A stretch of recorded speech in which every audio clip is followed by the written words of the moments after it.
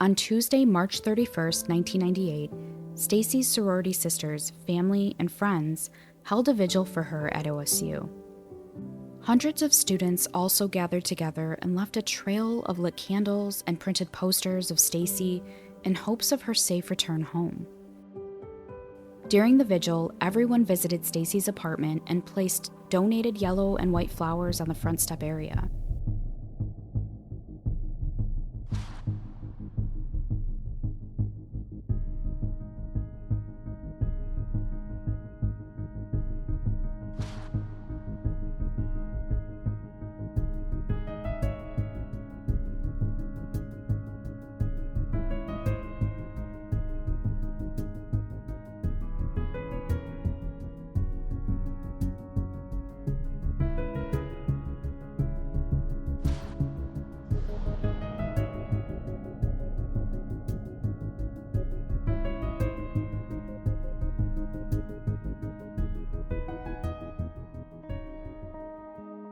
This is episode 4, The Vigil.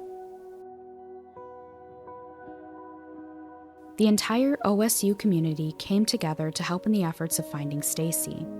Sorority members, alumni, and volunteers passed out over 100,000 flyers and yellow ribbons. As weeks went on and the search for Stacey continued, detectives were hard at work in the investigation. They were interviewing everyone Stacey knew, reviewing evidence taken from her apartment, and following up on potential leads.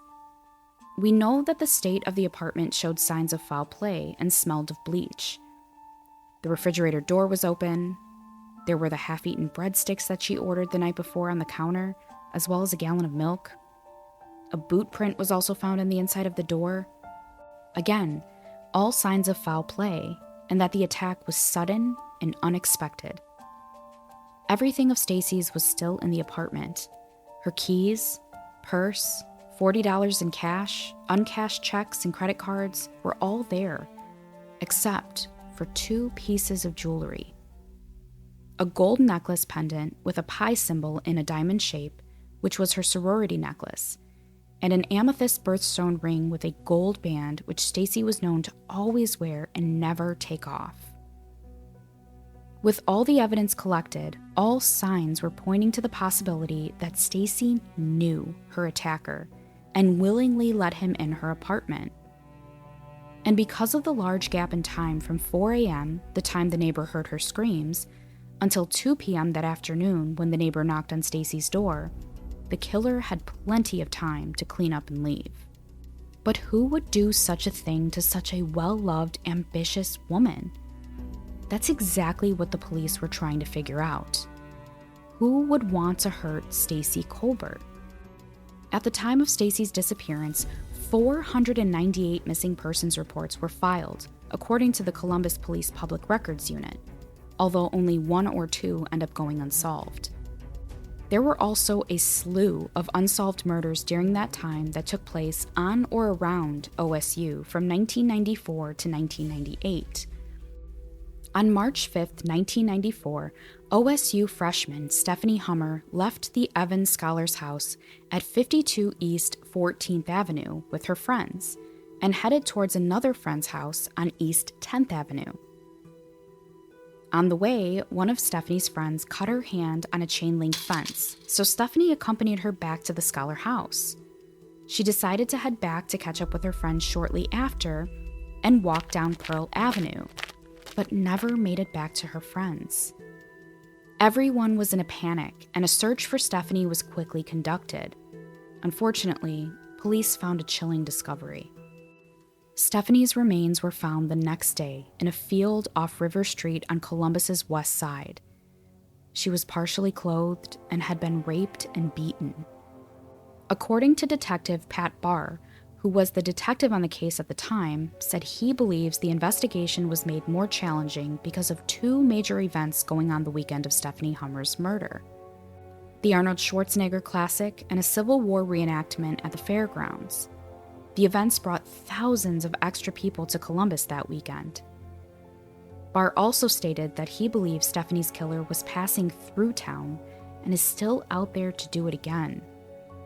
For 12 years, Stephanie's case went unsolved.